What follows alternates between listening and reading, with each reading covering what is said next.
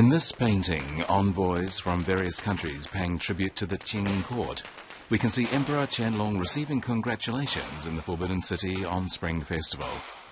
In it, court officials can be seen waiting outside the Hall of Supreme Harmony, while the Emperor sits under the eaves of a hall in the inner palace before venturing forth to receive the foreign envoys.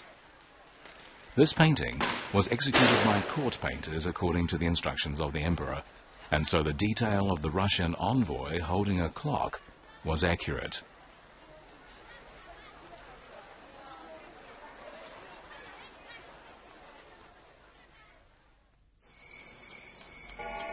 During the reign of Emperor Qianlong, the thing that most represented Western advanced techniques, and which was therefore the most craved gadget in the Forbidden City, was the clock. It was not only used as a timepiece, but as an ornamental object. It was a luxuriant plaything and a fine work of art at the same time, and the imperial court went to great efforts to search for, collect, and even make clocks.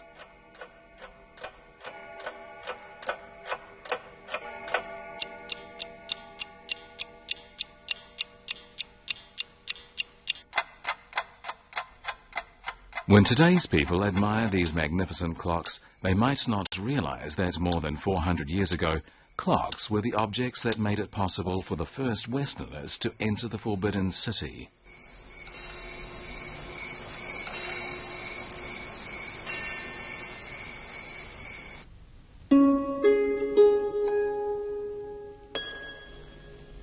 Matteo Ricci was an Italian missionary who, in 1601, the 29th year of the reign of Emperor Wanli, became the first Westerner to enter the Forbidden City.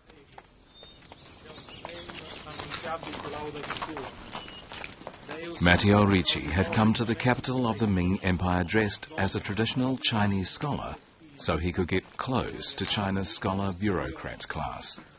He had but one aim: to spread Catholicism in China.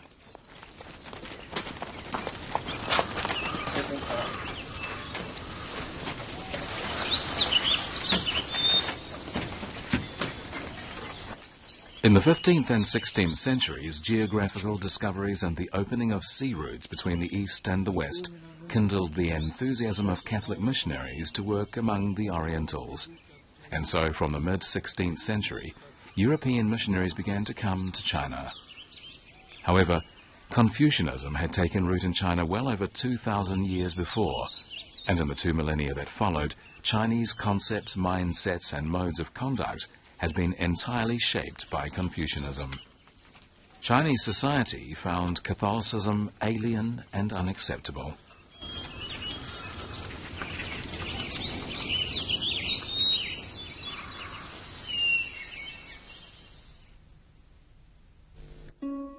Matteo Ricci, however, had learned from some of the hard and necessary lessons experienced by his predecessors, and so his approach was to make flattering comments about Chinese culture while at the same time using Western mechanical products such as clocks to attract China's scholar bureaucrat class. And as it happened, it was a strategy that did help him in his missionary work, and many people came to him to discuss scholarly matters. One of them was Xu Guangqi, a famous individual in the history of Chinese science.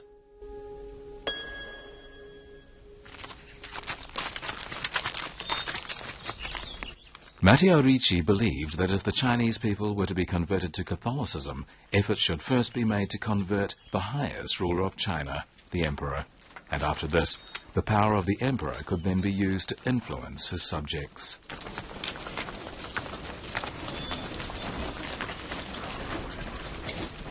If he wanted to convince the Emperor, obviously he had to first meet the Emperor in person, and the only chance for a foreigner to be received by the Emperor was to present him with articles of tribute.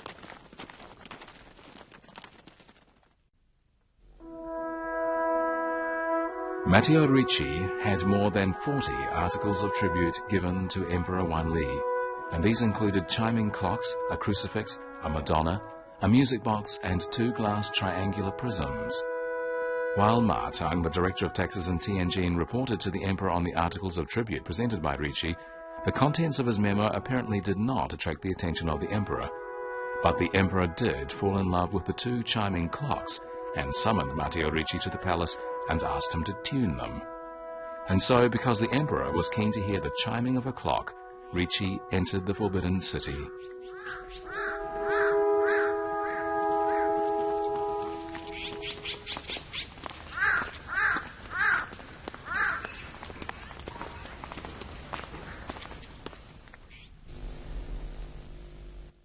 In an encyclopedic book compiled by Grand Secretary Zhang Tingyu and a number of other officials, there is a note stating that the big chime clock struck once at 1 o'clock, twice at 2 o'clock, and 12 times at midnight and at noon, while the small chime clock struck once every 15 minutes and struck 4 times when it was on the hour.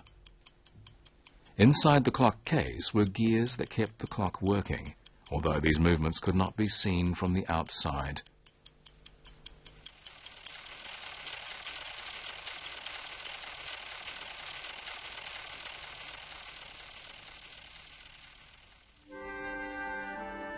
Emperor Wanli permitted Matteo Ricci to stay in the capital, since this meant he would be able to come to the palace to test the clocks whenever required. Ricci spent 3 days teaching the eunuchs the mechanical principles of the chime clocks.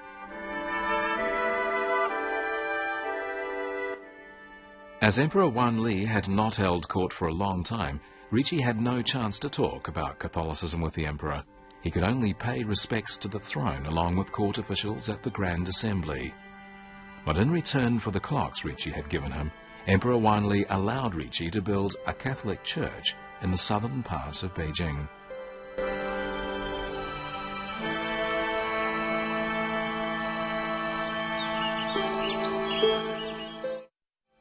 "400 years have since passed, and today the 2 chime clocks are nowhere to be found. But in Beijing, at Administration College, the tomb of Matteo Ricci has been well preserved. On May the 3rd, 1610, Matteo Ricci died of illness and was buried here. Thanks to 2 clocks, this Western missionary had been permitted to regularly enter the imperial palace for 10 years. But in all that time, he never once had the opportunity to see the emperor in person."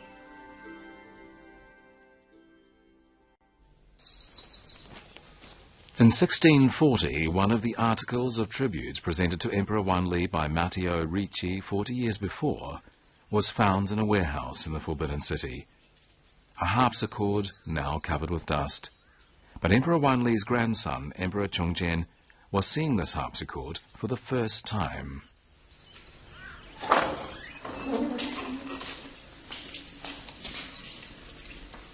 Probably in order to overcome his feelings of loneliness in the palace, or perhaps simply out of curiosity, Emperor Chongzhen wanted to listen to Western music.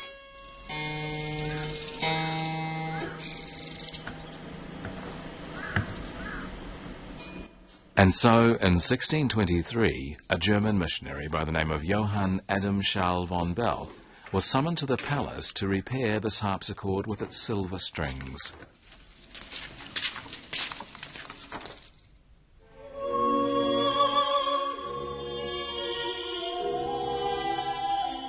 In order to expose Emperor Chongzhen to Catholicism, Johann von Bell translated 10 psalms from the Bible into Chinese, set them to music himself, and then presented the pieces to the emperor. And then later that same year, the German missionary submitted a memorial to the throne in an attempt to persuade the emperor to become a Catholic.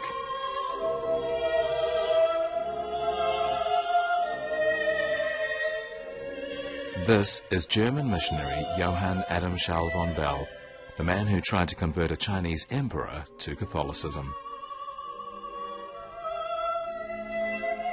In 1629, Xu Guangqi, who had discussed scholastic issues with Matteo Ricci, had not only become a great scientist, but also a Catholic.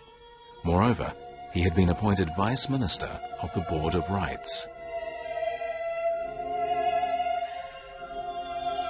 On June the 21st of the same year, there was a solar eclipse, but officials of the Imperial Board of Astronomy had failed to predict it. Xu Guangqi, on the other hand, had predicted it with calculation methods used in Western astronomy. Emperor Chongzhen responded by ordering the setting up of the Bureau of Calendar and appointed Xu Guangqi its chief. For the first time, Westerners, namely Western missionaries, were employed to help formulate a new calendar in China, and after that, books on Western astronomical calendars were translated into Chinese in a systematic way. But by the time the 130-volume Zhongjian calendar was completed, and before it had been promulgated, the Ming dynasty had already been overthrown by Li Zicheng's rebellion troops.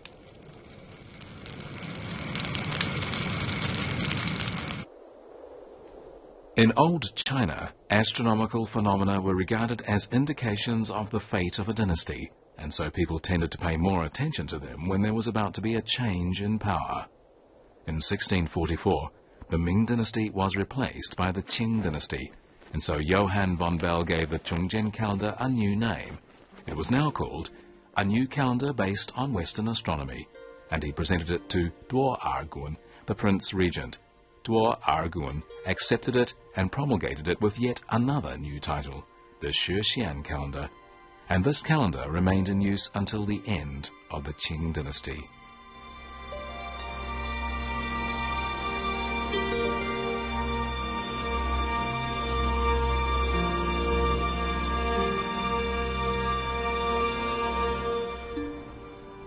In a memo to Emperor Shunzhi, Johann von Bell explained the nature of astronomical phenomena and persuaded the ruler to adopt a Western calendar and have new instruments made for calculating and observing astronomical phenomena.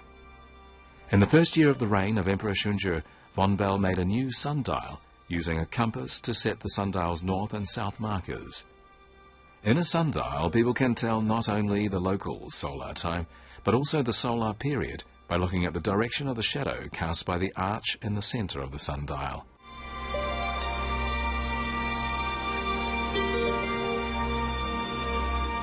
This is a telescope made by the palace's Office of Manufacture in the early Qing dynasty. Johann von Bell had earlier presented a Western-made telescope to the Prince Regent so he could be allowed to stay in Beijing. This celestial globe is one of the oldest astronomical instruments in the Qing Imperial Palace.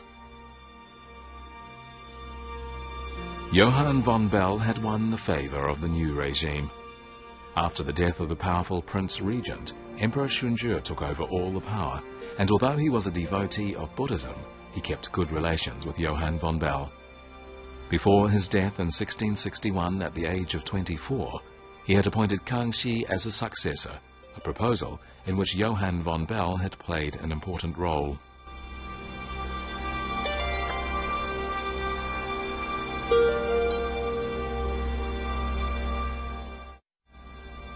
Emperor Kangxi was only a young boy when he ascended the throne, and the real power lay in the hands of a select group of grand ministers who were headed by Aobai, and before long evidence of power struggles could be found everywhere.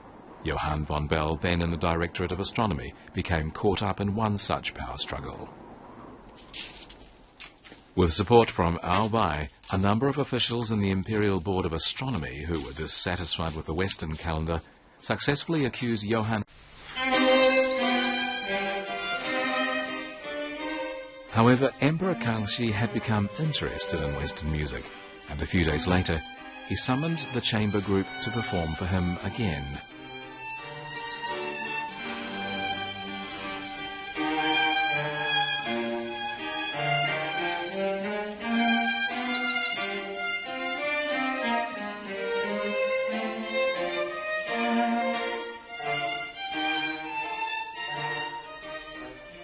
This time the concert went on for 4 hours, and Emperor Kangxi was so pleased that he tried some of the instruments himself.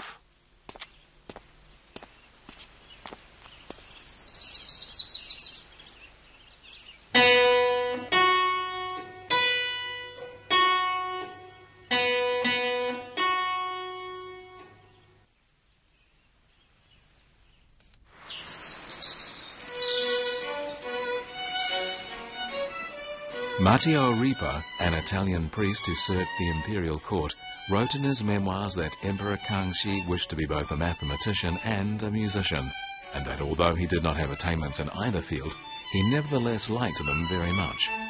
Pedrini, therefore, composed some sonatas for the emperor, and under his guidance, a monograph of music theory entitled Annotations on Music was produced.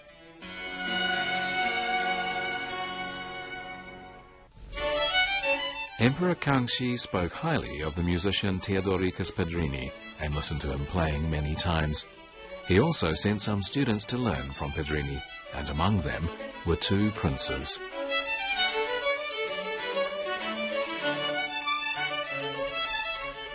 Emperor Kangxi longed for knowledge all his life, and the ardent interest he showed in Western mathematics, physics and chemistry was the result of that contest over calendars he experienced in his youth.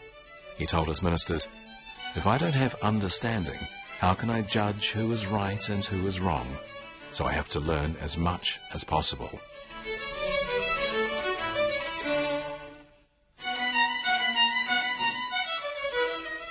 By this time, European countries had established associations and societies of sciences, and these had an impact on Emperor Kangxi, who established similar institutions at the imperial court to train scholars in mathematics and physics.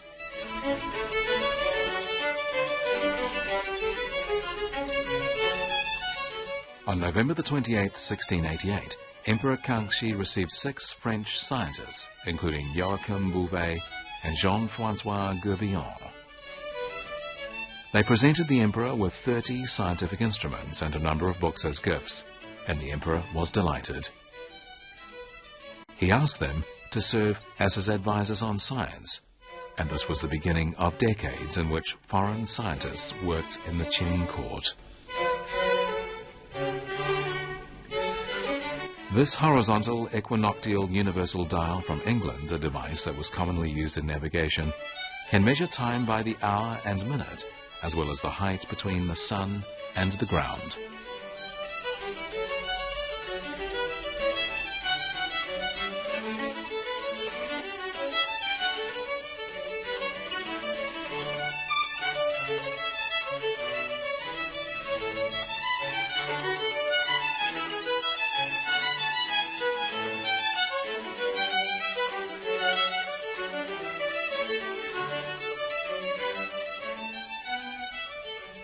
Ferdinand Verbiest was in charge of the Imperial Board of Astronomy from the 8th year of the reign of Emperor Kangxi, and at the same time was the emperor's first teacher in mathematics, astronomy and mechanics.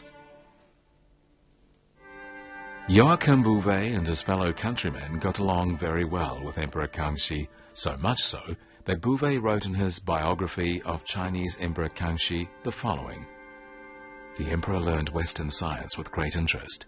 He spent several hours with us every day, and he spent more time on self-study." This hand-calculating machine was made by the imperial court during the reign of Emperor Kangxi, just a few decades later than similar machines were made elsewhere in the world. Emperor Kangxi's interest in science and technology was such that he used this logarithmic table. Naturally, his interest in science and technology greatly boosted the development of science and technology during this period. He even sponsored a series of scientific and technological events.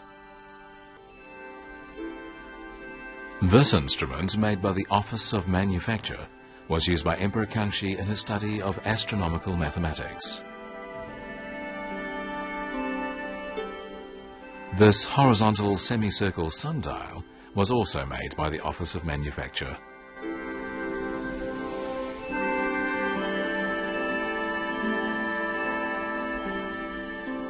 These silver tools were used to prepare medicine in the Qing court, a court that had an emperor with a sound knowledge of medicine.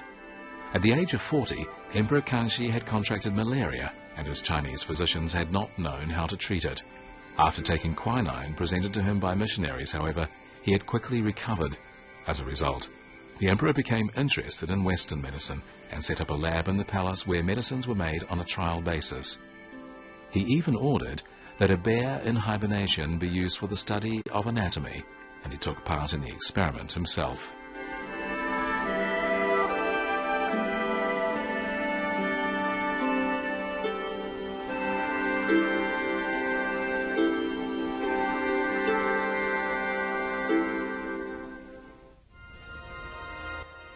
These instruments were used for geographical surveys in the reign of Emperor Kangxi.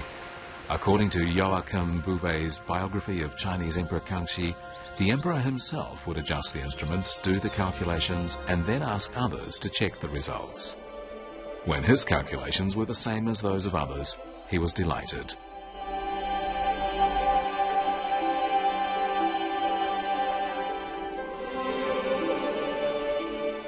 This is a part of Guangdong province in the Imperial Universal Geographic Map. Emperor Kangxi directed the survey in person using advanced techniques such as geodesic triangulation, and it was the first map of China to indicate exact latitude and longitude. This was one of the instruments used in the making of maps. In the late 17th century and early 18th century, at a time when nationwide surveys in European countries had not begun or were only in the very early stages, China was mapping its entire territory on an unprecedented scale. In one decade during the reign of Emperor Kangxi, a working team comprising both Westerners and Chinese worked together to create a complete map of the Qing Empire's vast territory. In the meantime, the country had become unified and stable, and China entered a new flourishing age.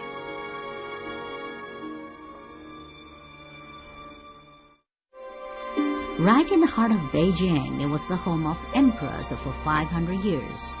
It has witnessed China's major political events during imperial times and ever since. The Forbidden City, its 900 halls and palaces, constitute the largest wooden building complex in the world.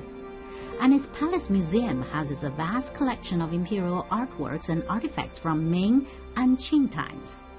Watch the Forbidden City on Journeys in Time.